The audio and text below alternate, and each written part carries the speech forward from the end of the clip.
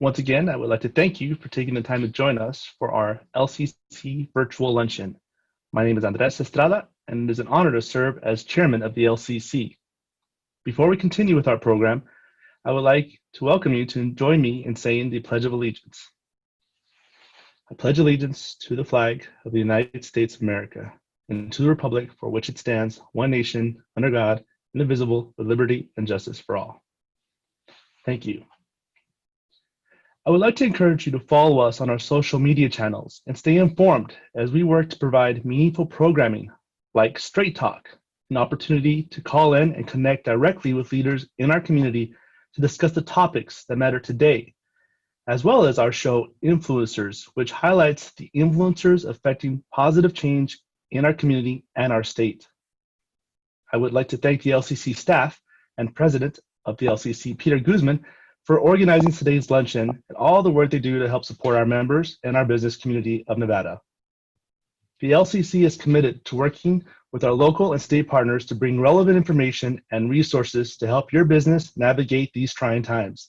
The LCC is here for you, working for your success. And now we continue with the LCC Virtual Luncheon. Thank you. Wow, thank you so much, Chairman Andres Estrada. That was a great intro, as always. And thank you for all that you do, especially as a volunteer. You work so hard, and it's a pleasure to work side by side with you. Today, I'm just so happy and honored. Thank you all for being here to the Latin Chamber of Commerce September Virtual Luncheon. It's an annual thing that we do with our friends over at the Water Authority and John Ensminger, who's a dear friend and a hardworking leader in our community. And so, John, thank you so much for being here today. Oh, thanks for the invitation, Peter. Like you said, it's basically become an annual thing. Wouldn't be September without the Latin Chamber's luncheon. Yeah, we've had some exciting ones, and this will be exciting today. But hopefully next year we'll be doing it in person and with all the energy and festivities. But today we'll do it virtually, and so let's just get right into it. We know we're dealing with this pandemic. We're all dealing with it. I'm just curious, and I know my members are curious, how has the pandemic changed things when it comes to water use? Has usage changed at all during this pandemic? Yeah, well, it really is a two-step answer, because when we went into the shutdowns, when the governor shut the state down there in the March 15th, 16th time frame, and all the casinos shut down, for the next probably 4 to 5 weeks there in March and April, we saw a significant decline in the amount of water we were delivering to the community, probably about a 20% decrease in the overall amount of water that we had been delivering before the state shut down. But then it got hot. We actually had the earliest ever 100-degree day in the history of Southern Nevada, I think on April 25th.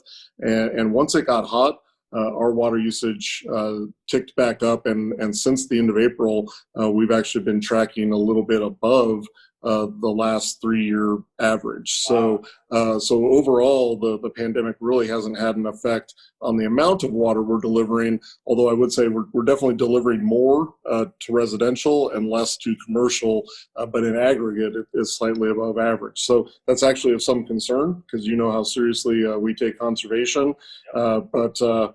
This is one of those things where we got to let the community get through 2020, and we'll be back at conservation hard in 2021. Yeah, and staying on topic with the pandemic, what about internally as an organization? How quickly did you have to pivot into COVID safety? Yeah, well, very, very quickly. We sent probably about 75% of our workforce home, the Monday after the governor shut down the state. But fortunately for both the Water Authority and the Water District, we were very well prepared for this event. We actually had a pandemic plan ready to pull off the shelf and implement. We've regularly updated our pandemic plan since we first drafted it following the avian flu outbreak in 2009. N95. So we had 80,000 N95 masks in our warehouse. We had VPNs, remote access for our workers to be able to go home and even from their homes access their desktops, as if they were sitting at work. So we very quickly adapted to the changed circumstances of having a lot of our folks working remotely, and the water systems haven't skipped a beat, both at the wholesale and retail levels. We haven't really had any significant problems in making sure that our customers got their water. Yeah, and I think it's important for my members and the community to understand that water is a very serious deal, and the safety and security measures that you guys have in place is to be commended.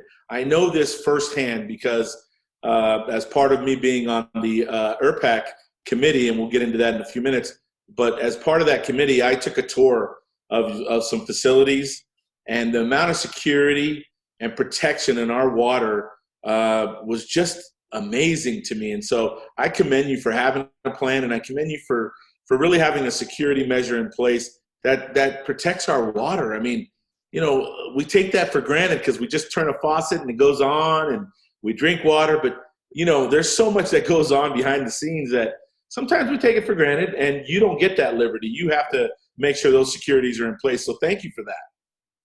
Well, thank you for the kind words. But, at the end of the day, that's our job, right? We're planners. We have 50-year resource plan. We have a 100-year asset management plan. We have cybersecurity. We have hard asset security.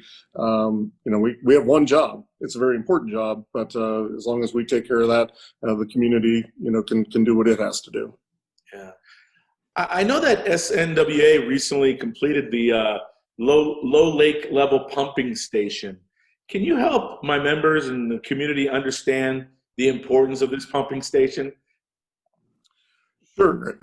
And, in total, between the low lake level pumping station and the third intake, we've brought online in the last 6 years $1.5 billion in new assets out at Lake Mead. So think about that. That's the equivalent, essentially, of the Raiders' new stadium. It's all buried underground out at the shores of Lake Mead, and probably 70 people in the community ever got to see it before we filled it all up with water.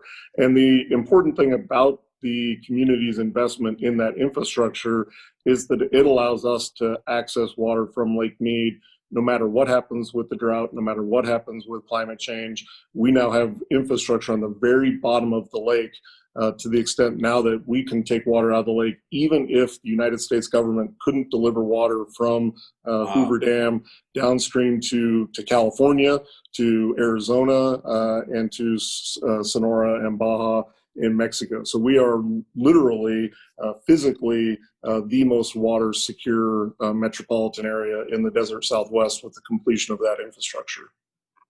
Wow, that's intense.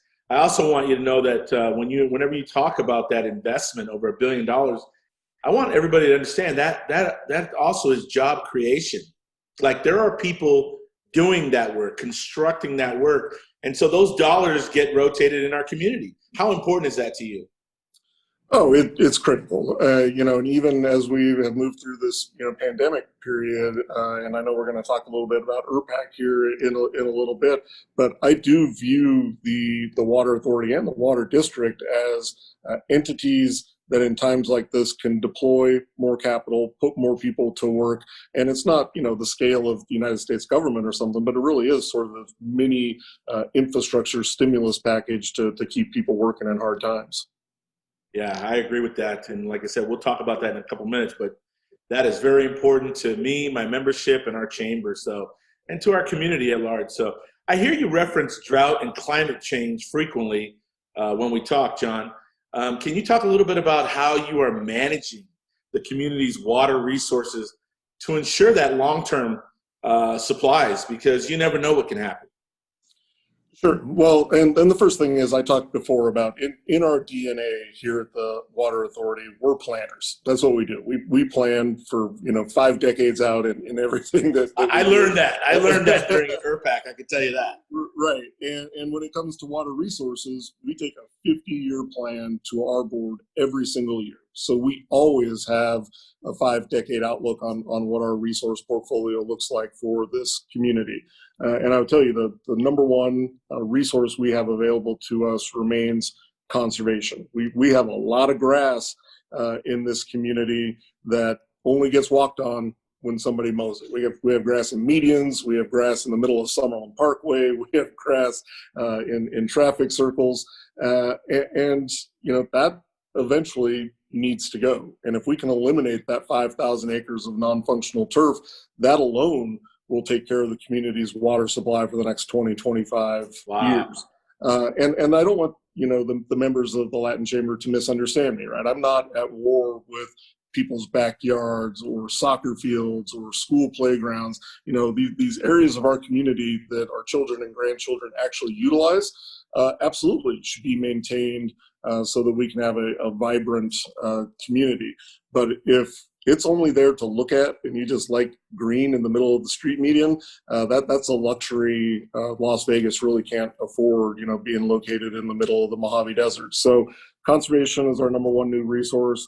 But beyond that, we have partnerships on the Colorado River that I think will bring in additional resources in the future. And we bank. We have stored water in Lake Mead, in the state of Arizona, in the state of California, so that just in physical bank reserves now, we have about 9 years of our current demands stashed away. So when we do that 50-year resource plan, we don't show any scenarios where through our different elements of our portfolio that we can't meet the community's water needs through 2070.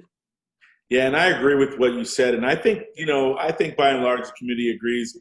We're not trying to take away the soccer fields and the grass that's being used, but there's absolutely no reason why there should be grass on a median in a street where cars are going by. That to me that day is come and gone already. You would agree with that?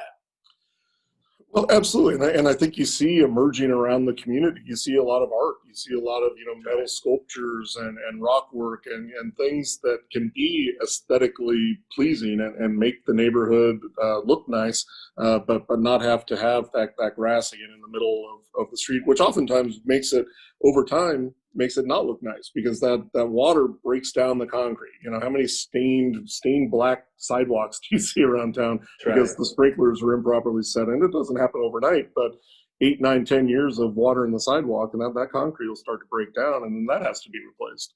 Yeah. So you often talk about something very important. You often reference the Colorado River Partners, and now you recently have a partnership with the Metropolitan Water District of Southern California.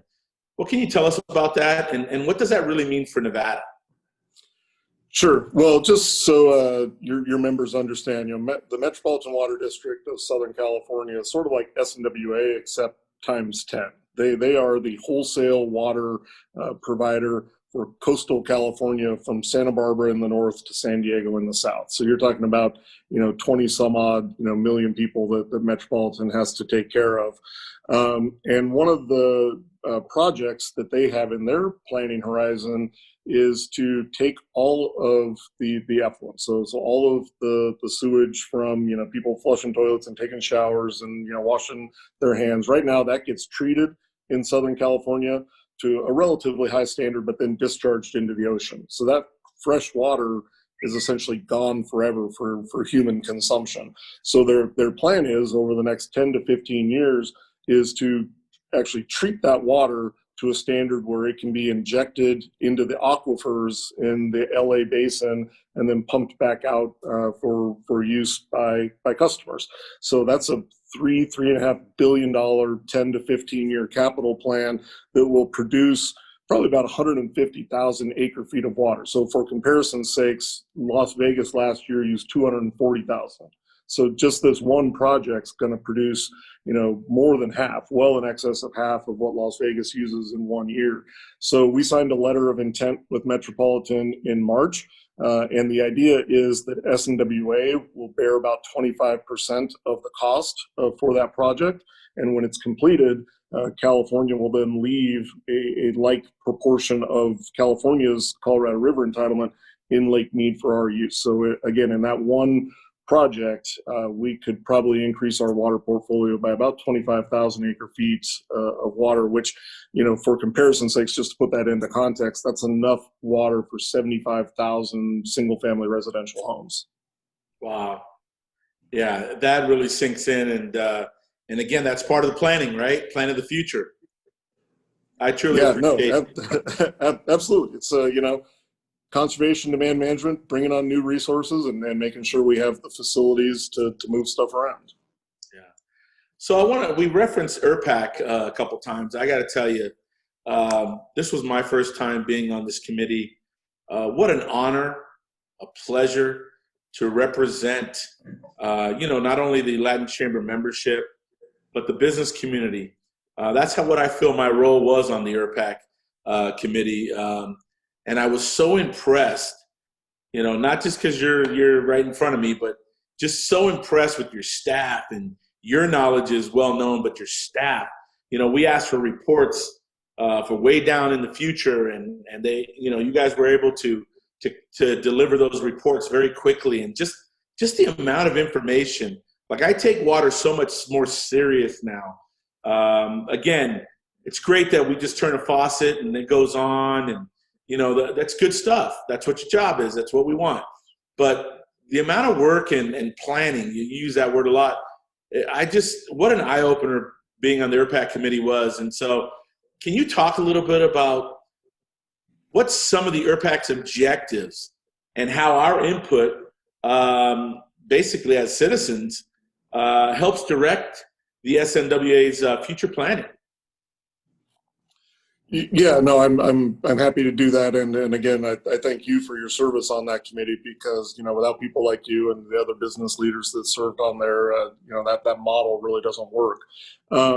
So I guess the first thing I would really point out is the Water Authority is not a for-profit venture, right? We don't make a profit. Our job is to provide the resources and the facilities to let this community be what the community wants to be, right? It's not our job to tell the community, do you want to grow? Do you want to pull up the drawbridges and this is just enough? I mean, the community needs to tell us what they want to be, right? And so that's probably the number one reason to bring a group like ERPAC together, so that you have not just the Latin Chamber, but the Metro Chamber and gaming and commercial real estate and the labor unions, because you get that cross section of the community actually telling us directly, this is what the community wants, what's it going to take to make it happen, right? So when we hear from the community, look, we want to see a new airport, go in down at Ivanpah. We would like to see an industrial park to help diversify the economy out at Apex. Then, our job as staff is to, take a look at, the long-term, build out of that, tell you, okay, we need, a new lateral across the southern portion of the valley. We need new, a pipe to and from Apex so that we bring that wastewater back into the valley and don't lose that resource. And we need to do deals like we talked about doing with Metropolitan. And then we have, I think, out of the 22 recommendations that the ERPAC committee made, maybe, 15 of them were on conservation, right? About how we are going to take care of our most precious resource. So hearing from the community what they want to be, and then us explaining what that's going to take, both to build and to be completely transparent of what it's going to take to pay for that, right? And to get community buy-in that this is a good investment of public resources, right? This is all of us, across jurisdictional line, all 2.2 million Southern Nevadans saying, via their representatives on the ERPAC committee and via their elected representatives that serve as our board, this is who we want to be. This is what it takes, and this is how we would like to pay for that. That really is the ERPAC process, the citizens committee process that we've used continually through our history in a nutshell.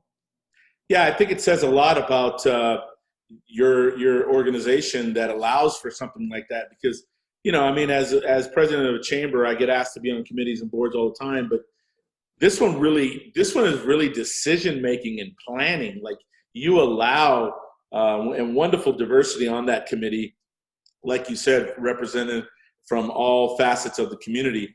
but real decision making is being made there. And I certainly appreciated having a voice on tough decisions, but at the same time, what I was very impressed with is the projects that are going to also create jobs, local jobs. And it was said over and over again, and this is what I firmly believe in, and that is local, local, local, and keeping our dollars circling in our community. That's how you create a great community. And I'm here to tell you, as an ERPAC committee member, there are some great projects in line that are going to be paid for, and they're going to create a lot of jobs. They absolutely are. And I would like to put a plug in too that we take this very seriously, right? I mean, again, it's our job. That's a given. But over the last now 25 years, SNWA has brought almost $4 billion of capital projects home on time, under budget, every single time. Kudos, man. You know what? You should say that a lot more and a lot louder, because you deserve that. I mean, that is a big deal. That's a big deal. So congratulations on that. As we come to close to the end, we might as well end it with something that I know is so important to you. You're constantly talking conservation, and conservation certainly remains a top priority for our community. On that topic, before we kind of end with that, there's always that person that mentions to me, well, you guys aren't serious about conservation. You have a lake at the Bellagio, you have water on the Strip. Tell people the reality about that water, because the truth is that water on the Strip is actually, they do a good job down there. Yeah, no, they absolutely do. And in fact, if you add up all of the resort industry in Southern Nevada, so not just the Strip, not just downtown Las Vegas, but all of the neighborhood casinos, you look at the entire resort industry in Southern Nevada, and it utilizes 0.1% of all of the water available in the state of Nevada. 0.1% of the water in this state. And in return for 0.1%, it produces 26% of the direct employment. There's not a state or a city or a country anywhere in the world that won't trade 0.1% of its water resources for 26% of the jobs. Wow. It's important for people to understand that, and I'm glad that you're able to articulate that. So it's my understanding that you recently launched a new ad toward the Latino community that we're going to be seeing soon. What can you tell us about it first? Well, I think the first thing I would say is we definitely. Oh, I'm sorry about that. That's the beauty of live. The first thing I would say is we certainly recognize the importance of the Latino community here in Southern Nevada. We can't meet our conservation goals without the participation and the embrace of conservation by that part of the community. So we have a new ad coming out this fall to try to get people onto the fall watering schedule. So everybody, depending on your zip code, you have 3 days a week that you should be watering on. And so we are unveiling our Abuela campaign. We understand that the Abuela, the matriarch of the family, is very important in Latino culture. So we thought we'd go straight to the boss and try to get some people to change their sprinkler clocks. And my friend, let me tell you, in many households, Abuela is the boss, no doubt about it. So right on target. Again, in closing, wonderful experience this year on ERPAC. Wonderful experience dealing with you a little more closely with water and security and planning. And it's just always a pleasure to work with you guys. You're always a phone call away, and I always appreciate that. We also have Diana Diaz, who the Latin Chamber works closely with, and she keeps us informed on everything that's going on. But I always do appreciate the fact that you always say, Peter, I'm a phone call away. If you need me to talk to your members, anything we can do to educate and talk about conservation, you're always willing to do that. So, John, as always, thank you for another part of our annual events. Thank you again for doing this today. No, thank you, and thank you to the Latin Chamber for all of your support and partnership. Yep, we'll always be here for you. Ay, gracias, mi amor, trajiste las rajitas. ¡Te lo dije! ¡Es otoño! No nos hagas llamar a tu abuela. Ajusta tu reloj de riego. Riega solo 3 días por semana. Gracias, mijo. Hello, I'm Dina Titus, your Congresswoman from Nevada's 1st District. As a member of the House Committee on Transportation and Infrastructure, I'm excited to join you as we conclude this week recognizing the United for Infrastructure campaign. This has been an opportunity to highlight the importance of critical infrastructure projects nationwide and especially here in Southern Nevada. I'm glad that the RTC and Latin Chamber of Commerce are partnering on the new RISE program, which will help more small and minority-owned businesses contract on important infrastructure projects. I want to especially thank Peter Guzman, my good friend, and MJ Maynard for hosting this luncheon today. As we rebuild our economy from the pandemic, infrastructure is essential to drive our nation's recovery. It's more important than ever to emphasize the significance that infrastructure has on daily lives, so Valley residents can more easily access jobs, education, health care, other essential services, and recreation too. Thank you for joining the RTC and me in celebrating the enormous effort it takes to build and maintain infrastructure to benefit our local community. And I always remember that it's local businesses like you that keep our region growing, moving, and thriving. You're the key to our recovery. Thank you. Excited about today. Thank you, everyone, for being here at the LCC Virtual Luncheon. That's the new way right now, everything virtual. And today I'm just very excited. We have the RTC, and RTC has been a longtime partner of the Latin Chamber of Commerce, just great friends over there. Great group of people over there working on behalf of this community. I know that when you think RTC, you think buses, and that's okay, because that is one thing that they do. But you're going to find out today how much more that they do. And today we also have great partners and great friends. We have Taisha Moore from G3 Electrical. And of course, we have the man himself, Bill Wellman from Las Vegas Paving, another great partner of the Latin Chamber of Commerce, great friend. And overall, just a great guy who, Las Vegas Paving employs a lot of people, a lot of Latinos, by the way, a lot of minorities, and they do great projects and have for, I don't know how many years, but I'm sure we're going to hear about it in a moment here. But with that, I want to start off with, like I said, a great friend from the RTC, David Swallow, Deputy CEO, big title there, big title for a big guy. And David, let's just do it. Let's talk about not only all the efforts of RTC, but more importantly, I think what I want my members to know about is the small business efforts as part of the FRI and the things that have been able to be accomplished with the fuel revenue index and all of those good things. David, welcome. Thank you very much, Peter. Yeah, fuel revenue indexing, or FRI, really important program for our community. Really, it was started by private sector businesses, contractors, engineering firms, and others that got together and said, we need to do something while we're in the throes of the recession.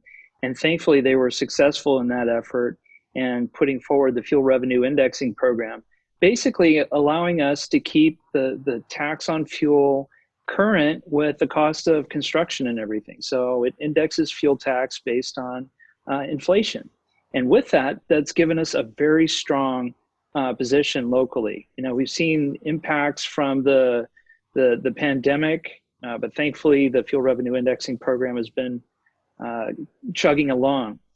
A key element of that was making sure everybody got to be part of this program, not just the big contractors. And so when the Clark County Board of Commissioners enabled the indexing to go forward, they made it very clear everybody needs to be included, and we took that to heart and put forward a local small business program. And I'm happy to say that we've had nearly $1 billion in projects that have gone out since then. And we've had about 78 local small businesses that had a chance to be involved. That's amazing, and good segue into Taisha Moore from G3 Electrical. Taisha, tell us how the LSB program, as a result of FRI, has benefited your business and your employees. Well, it's benefited us because we've been able to take part in the projects that the RTC has offered. And there's been a couple projects at this point that not sure how we would have had an entry into the door, but I believe that that's the reason why we were able to be a part of those projects. And it's been successful for you? So far, so good. We're currently in the process of working on them right now. So yeah. Yeah, we love hearing about that. We want small businesses to succeed. That's what this is really all about. So switching over to Bill Wellman from Las Vegas Paving, how did the local small business program that launched with FRI change the way you do business? Well, Peter, I'm not really sure it changed the way we do business. I think it, with FRI, it re-engaged the opportunity for small businesses to go back to work, frankly, and they started up again. You know, just before FRI, it was a terrible, terrible recession. In fact, we almost became a small business, frankly. But wow, you know, with that said, that was the push, and as David said, you know, it was include everybody, and we understood it, took it to heart, and we had many of those small businesses that were frankly able to weather the storm. You know, standing there with us side by side and getting FRI passed. So, you know, they've always been partners, if you will. It's a little different in our world in heavy highway. You know, it's somewhat limited in opportunities where buildings are a little different. But at the same time, I think it really hasn't changed the way we did business from prior. Got it. And sticking with you, how did you find LSB contractors that you've worked with over the last several years on FRI projects? Well, I think just in the campaign itself and the push for FRI, people got to know people. We had many gatherings and get-togethers and fundraisers, and it's not always just about raising money. It was about awareness. And all of that, I mean, we had dozens and dozens and dozens of meetings with the small business communities wanting to reenact their organizations and get moving again. And we started to look at how we could fragment and work. And it was always about small business, also diversity in itself. And that was a huge part of it as well, too. And that starts with small business. Excellent. David, let's talk about another project. Talk about RISE. What does the acronym mean, and what is the purpose of the program?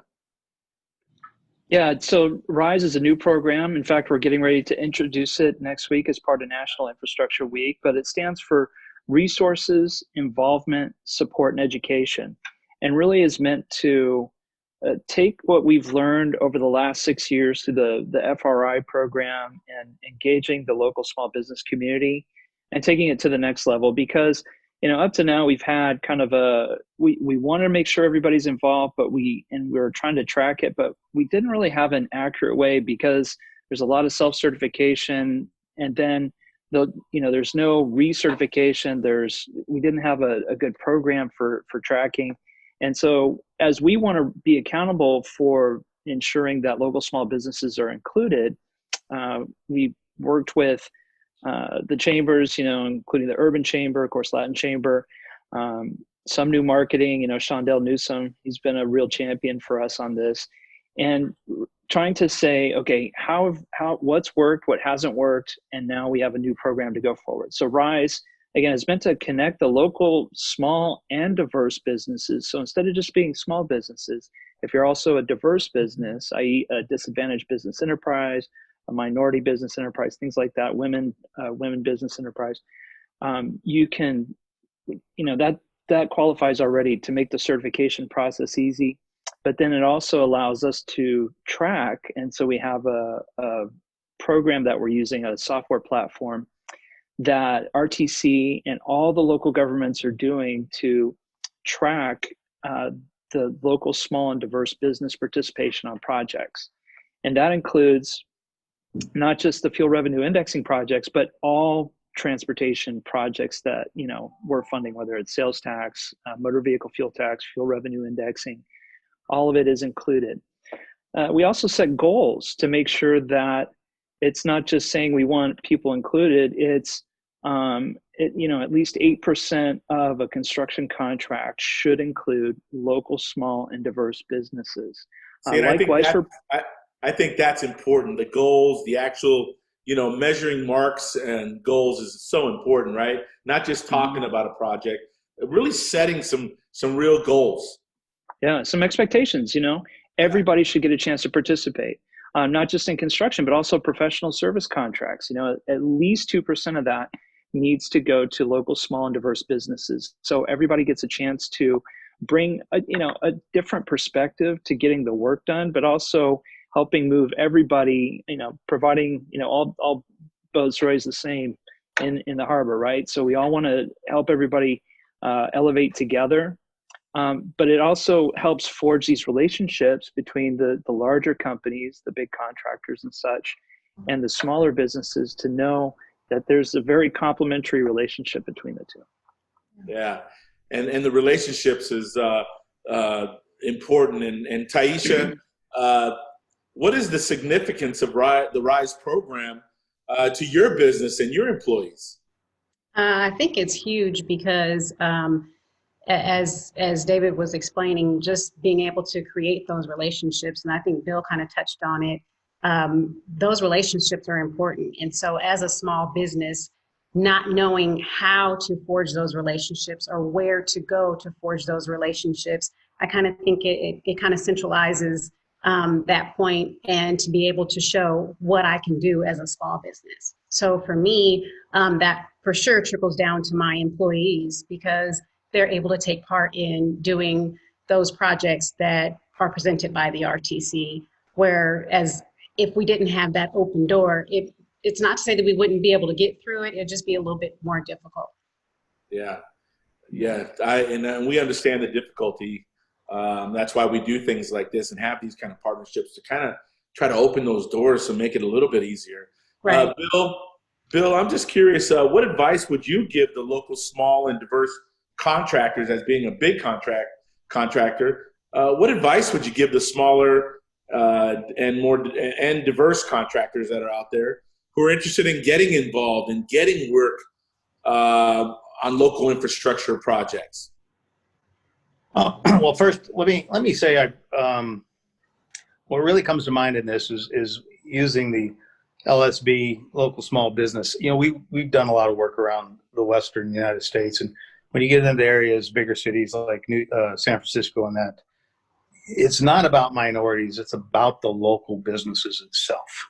That's the focus. And I'm really glad to see that this new program kind of reaches out to them, because that's what this community is really built on. And the disadvantaged businesses fall into that category as well. So I'm glad to see this or hear about this RISE program, because that'll help a lot. But actually, the thing, for us is they need to reach out to us. It's hard. We do what we can. We work with the RTCs. We work through NDOT and all the other local agencies as a bidder on almost every project, if you will. We don't know what each small business is interested in and what their capabilities are. If they come to us, we want to sit, we want to talk to them, we want to see what they can do, what their limits are, and what kind of projects they would work best for them. We're not here to get anybody hurt, and sometimes we turn people away that the project is just not for them. It's not good for them, it's not good for us, and certainly it's not good for the community and the taxpayers. So we kind of vet through some of that, if you will. Yeah, because they could be set up to fail. Exactly. And as unfortunate is like any business, every business is tough. I don't care what it is. And it's this unique. We've had that happen before. Is we can, we can do this work, and then they show up and they can't do the work. So, we don't want anybody to be hurt, and so we'll vet them pretty deep, if you will, to make sure that they can and they are qualified. Just getting a license doesn't make you qualified, I don't believe. But anyway, with that said, again, maybe through this RISE program, or the best way is if you hear about a project, look into it. Most of them are actually, they're all online now through the advertisements. They're pretty detailed on what the type of scope of work they are include. And if you think that you fall into one of those categories that you're interested in, then start reaching out, not necessarily just to us, but to all the other contractors that are listed as the primes on those projects. And as we get to hear from you more and more, we'll start to understand each other. And then when you get a project and start doing it, we'll see what your capabilities are in itself, and how we can work together on future projects. And that's how you grow your business. Excellent. And Peter, if I might add to what Bill was just talking about, RTC certainly wants to facilitate those connections between the local small and diverse businesses and the larger contractors. And as part of the RISE program, you can just reach out to us and we'll help establish those connections to let you know what opportunities are there, and then what prime contractors might be interested in pursuing those bidding opportunities. So just a quick plug, we do have on our website, rtcsnb.com/RISE, RISE. If you just go log on there and you submit an inquiry, we'll get you connected with the right folks. Excellent. And let's stay with you, David. Let's switch gears real quick. I know with COVID, budgets have been just absolutely crushed, both locally, regionally, and nationally. What does the future look like for both transit and roadway infrastructure projects in Southern Nevada? Well, it's kind of a weird dichotomy between the two, because on the one side, the motor vehicle fuel tax and the fuel revenue indexing program is, certainly has taken a hit. We're projecting somewhere around a $40 million loss compared to what we were projecting pre-COVID for this fiscal year we're in. So $40 million is quite a bit, but all that being said, we still have a $2.1 billion program over the next 10 years. So we have lots of roadway work. We have a good solid amount of funding available. We have over 240 projects in play between design and construction. And so there's a lot of opportunity there. And we're gonna, that machine is rolling forward. Thankfully, we are well positioned because of the bold steps of some of our key community members, but not only that, the community at large voted to extend the fuel revenue indexing program. Yes. So that was a big win for everybody, because that's what Nevadans do. We want to take care of ourselves, and with that we took that forward move to keep FRI going. That being said, our transit funding's a lot different, and the funding that we use for roadways cannot be used for transit.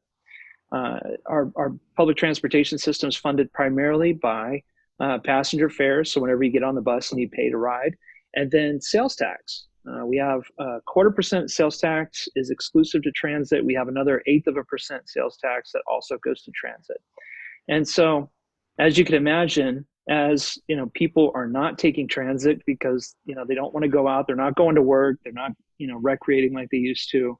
The passenger fares go down, and of course, with that, the sales tax revenues have gone down. And so it's something we're grappling with. We are proposing some service changes this year to help cut some of those costs. I'm happy to report that we got over 4,000 comments. 4,000 people took the initiative to give us comments on our proposed service changes.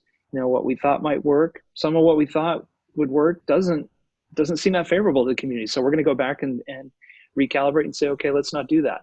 But the other changes, we're going to go forward. So that'll help save. We also got some federal money through the CARES Act that helped sustain us for the next couple of years with the transit system. And hopefully by then, our economy is improving. Yeah, I didn't mean to cut you off. I just think so highly of you and your staff. You guys will figure it out. MJ Maynard's doing an incredible job. Angela Castro, and the rest of the team over there, just incredible folks. These are hard times for everybody, so we get it.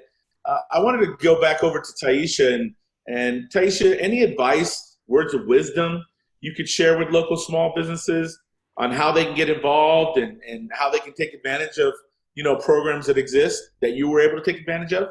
Yeah, I for sure think it's important and critical to do your homework, to know what's going on out there. If there are special projects that you do want to work on, just educate yourself about that project, educate yourself about the primes that are bidding on that project, reach out to those primes, and create relationships, build relationships with them as well. So you may not get it on this first go round, but you just keep at it and keep going forward, and you will. But I think it's critical to just become a student of the industry and the RTC, for example, if that's where you want to do work at. You just got to know what you're going after, and it may not happen the first time, like I said, but it will.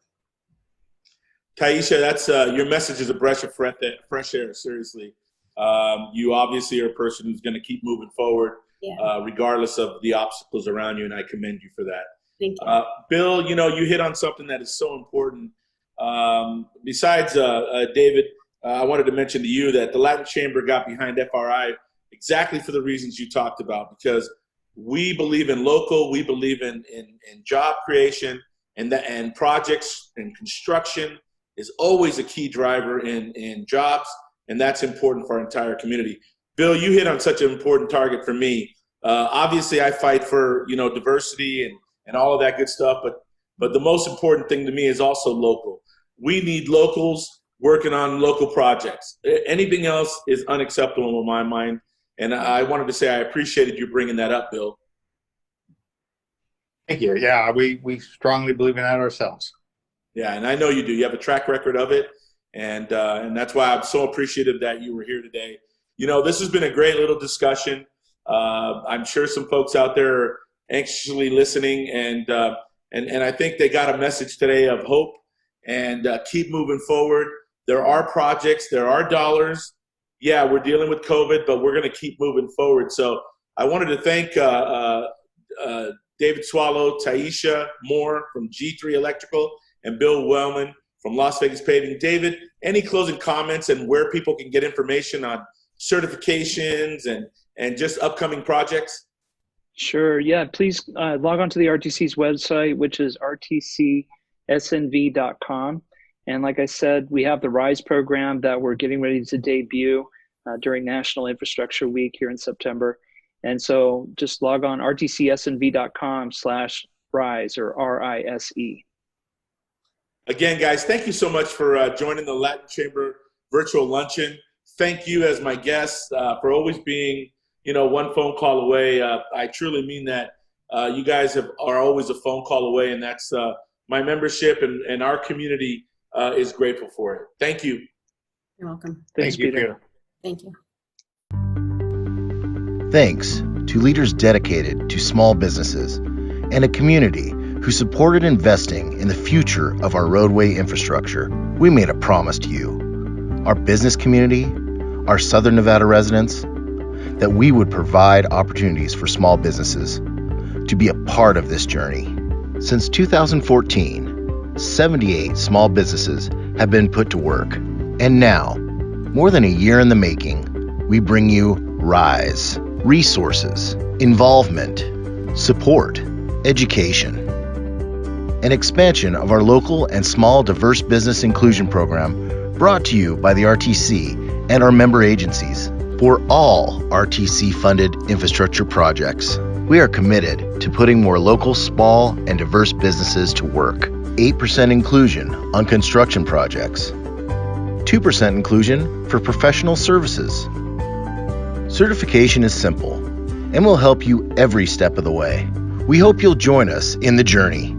Get started today. Visit rtcsnv.com/RISE. Hello, this is Barry Gold with AARP Nevada. I'm here to talk to you about how you can vote safely and securely in this election, whether you choose to do so in person or through the mail.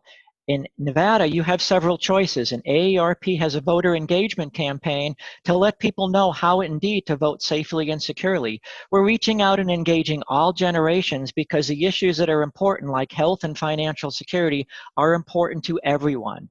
So we're really reaching out and letting people to know what their options are to vote safely and securely. There's a couple different ways here in Nevada. I wanted to let you know about all active registered voters will be receiving a mail-in ballot in the mail that you can, if you decide to go that way, you can fill out, you can sign and return. You have to sign the ballot on the outside, on the envelope, and you only can send one ballot per envelope in. You need to have that postmarked by November 3rd, or you can also drop it off at a designated drop-off slot. Here in Clark County, all early voting sites and now all in-person voting sites on election day will also be available to drop off a mail-in ballot. So you can avoid the line. You don't have to stand in line if you want to drop off your mail-in ballot. You can do it at an early voting site or at an election day voting site. Your in-person options are, you can either do early voting, and that's a great opportunity here in Nevada. We love early voting, and that's running from October 17th through October 30th. You can go at any early voting site and you can avoid some of the lines. We encourage you to try to take advantage of early voting.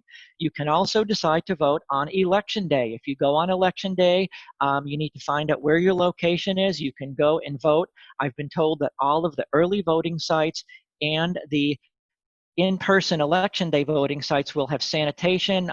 They encourage you to wear masks. They'll have hand sanitizer. So there's no reason not to vote in this election. You have lots of ways to do that. You can do it in person, either through early voting or on election day, or you can do it by the mail. So please, everyone, go out and make your voice heard. This is what America's all about. Get out and vote and make your voice heard. Thank you very much. AARP, and I'm available if you'd like to do presentations to your groups. Give me a call. I'd love to talk to you. You can get more information from me at bgold@aarp.org. And thanks so much.